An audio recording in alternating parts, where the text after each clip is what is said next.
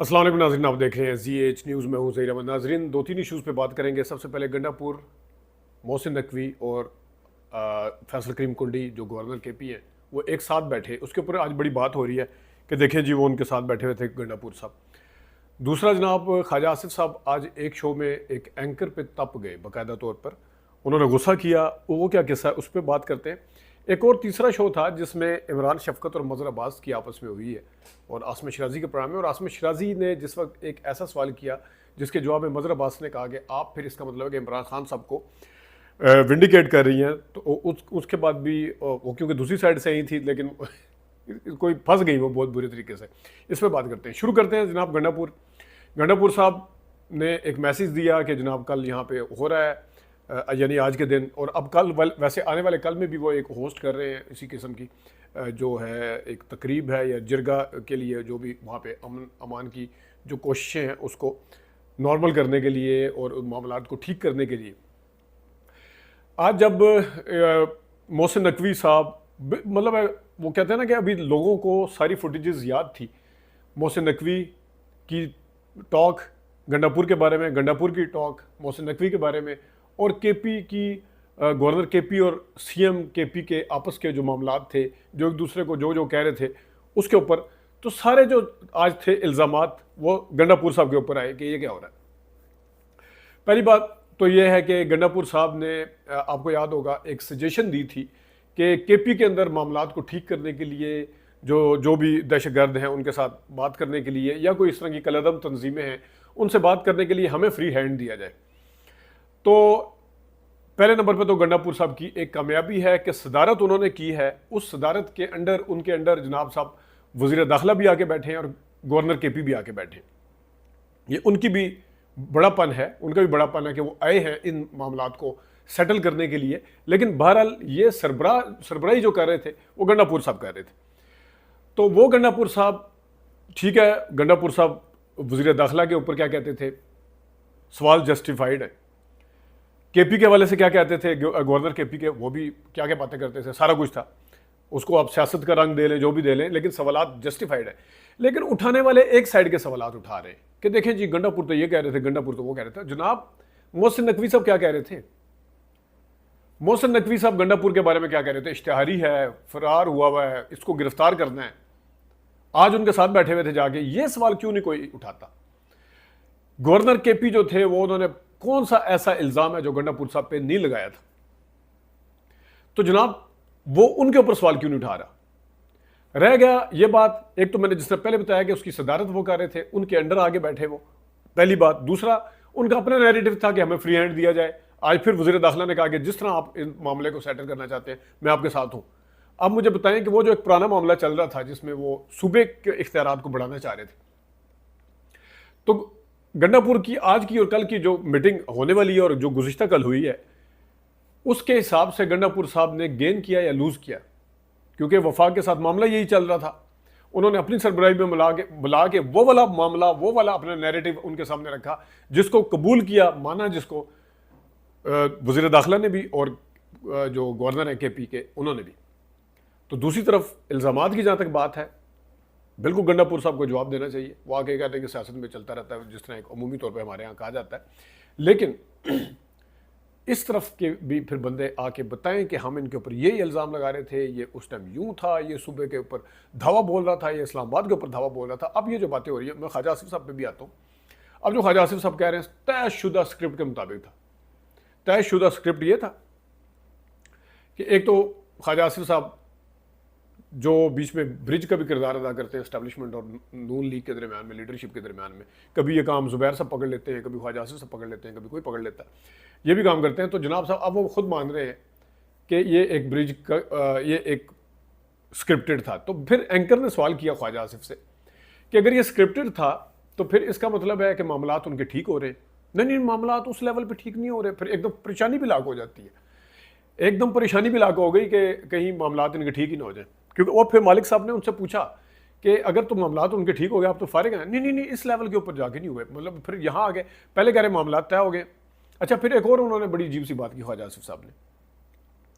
उन्होंने मालिक साहब ने कहा कि फिर इसका मतलब रऊफ हसन साहब ठीक कह रहे हैं कि हमारे मामला ठीक हो रहा है, फिर रऊफ हसन को देखे फारिग कर दिया। अब ख्वाजा आसिफ साहब क्या कह रहे हैं, इमरान खान ने रऊफ हसन साहब को फारिग कर दिया। भाई इमरान खान साहब पहले तो खुद ही कहते हैं, इमरान खान साहब के मैंने जब बात करनी है तो सिर्फ एस्टैब्लिशमेंट से करनी है, कोई नई बात नहीं। आप कोई चीज़ नई नहीं लेके आ रहे, वो तो मानते हैं, वो मांगे दोहल मानते हैं कि मैंने बात करनी है तो एस्टैब्लिशमेंट से करनी है। कभी उन्होंने छुपाया कोई सरप्राइज, कोई इस तरह की चीज़, उन्होंने तो कहते हैं बात जो करनी है। और आप कह रहे हैं ख्वाजा आसिफ साहब, नहीं वो एक पुल उन्होंने बुलाया हुआ और इसको पुल का किरदार इन्होंने एक ऐसा रखा हुआ है। मतलब उन्होंने गंडापुर साहब को कहा कि वो एस्टैब्लिशमेंट के बंदे हैं। फिर एस्टैब्लिशमेंट के अगर बंदे हैं तो वो मोटरवे खोदना, केपी के ऊपर हमला करना, हाउस के ऊपर, वो सारे ड्रामे, फिर वो क्या थे वफाकी हुकूमत की तरफ से, फिर वो इल्ज़ामात वो क्या थे सारे। और उसके बाद फिर जनाब ख्वाजा आसिफ साहब आगे गए। उनसे जब पूछा गया कि आप भी तो इसी तरह मसलियत करते थे, मसलियत से काम लेते थे, तो नहीं हमारी मसलियत नहीं थी, हम तो कहीं ना कहीं सियासत करते थे हमारा। उन्होंने कहा जी फिर आपने वोट को जो इज्जत देनी थी, नहीं उसको उसका इसके साथ वो रिलेट नहीं कर सकते वगैरह, मतलब है।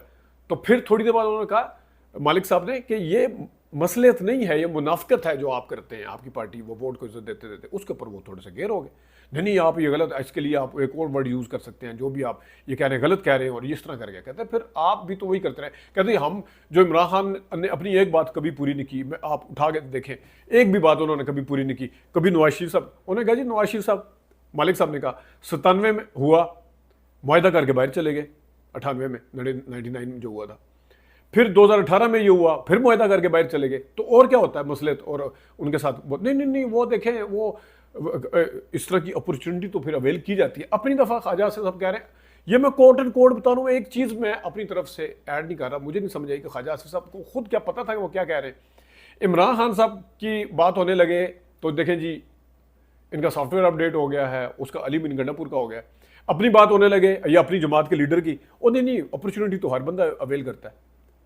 उनकी बात होने लगे, नहीं उन्होंने ये किया था, और अपनी दफ़ा नहीं ये आप इसको रिलेट नहीं कर सकते, आप इसको इक्वेट नहीं कर सकते। इसके ऊपर आगे ख्वाजा साहब तब गए। अब उनके पास जब कोई सवाल का जवाब नहीं था, उन्होंने जनाब साहब कहना शुरू कर दिया, इमरान खान साहब वो 7 मिलियन, वो जो एक शौकत खाना वाले पैसे थे उसके ऊपर।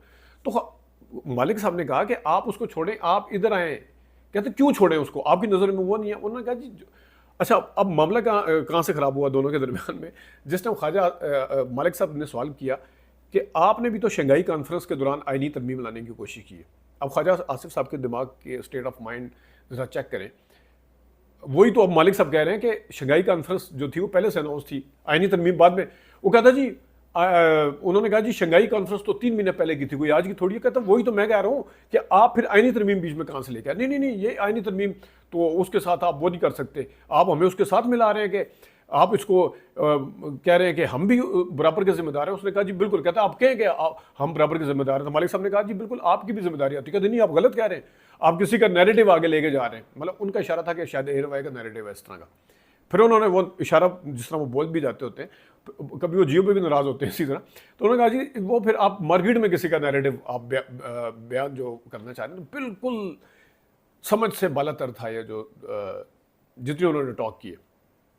एक और जगह इमरान शफकत साहब बड़े नून लीग की साइड लेते हैं और आसमा शराजी साहबा वो भी नून लीग की साइड लेती हैं। उनके साथ एक प्रोग्राम में अतर काजमी साहब भी थे, DSNG पे बैठे हुए थे जनाब मजहर अब्बास साहब। इमरान शफकत साहब ने कहा जी वो आईनी अदालतों के हवाले से था कि उसमें मिसाक जमहूरियत है जो कि इमरान खान ने भी साइन किया हुआ था, तो उसमें आईनी अदालतें, मजहर साहब ने उनको फंसा लिया। मजहर साहब ने कहा कि आप इधर रुकें 1 मिनट, इमरान साहब मैं आपका रिकॉर्ड ठीक कर दूँ, इमरान खान सिग्नेटरी नहीं है चार्टर ऑफ डेमोक्रेसी को, वो सिर्फ 2 जमातों के दरमियान में हुआ है वो सिग्नेचर। उन्होंने कहा जी हैं, उन्होंने कहा नहीं है। पहले तो अब इमरान शफकत साहब को कंफर्म नहीं था, तो अब आसमा शराजी साहब ने बीच में पढ़ के नहीं आप भी कुछ ठीक कह रहे हैं, वो बाद में उन्होंने उस चीज़ को ऑन किया था तो वो भी ठीक कह रहे हैं, इस तरह करके। लेकिन आगे जाके जब उन्होंने कहा ना कि मजहर साहब ने, क्या चार्टर ऑफ डेमोक्रेसी में सिर्फ ये था कि आईनी अदालतें बनेंगी, उसमें तो ये भी था कि एस्टैब्लिशमेंट का कोई साथ नहीं देगा। तो उस वक्त क्यों वो मुशर्रफ के साथ जाके बात की थी, किसने जाके बात की थी? अब वो आसमा शराजी बीच में पड़ गई, नहीं वो हुकूमत क्योंकि मुशर्रफ साहब की थी तो इक़्तिदार उनके पास था, सारा कुछ था, तो वो उन्हीं से बात करनी थी। तो उन्होंने कहा फिर इसका मतलब इमरान खान साहब ठीक कहते हैं, फिर आप ये कह रही है कि इमरान खान साहब जो कुछ इस टाइम कह रहे हैं ठीक कह रहे हैं। अब वहाँ पे आके क्योंकि आसमा शराजी साहब को नैरेटिव ही नहीं है, वो फंस गई आगे, उनके पास करने और बताने को कुछ नहीं था। तो ये था। और उसके बाद भी इमरान शफकत साहब ने आगे जनाब पार्लियामेंट के ज़रिए ये अदलिया जो है ये करना चाह रहे हैं, और उसमें अतर काज़मी साहब ने भी कहा इसका मतलब आप नेक्सस जो है वो तोड़ने की सिर्फ कोशिश कर रहे हैं, आपको कोई सरोकार नहीं है।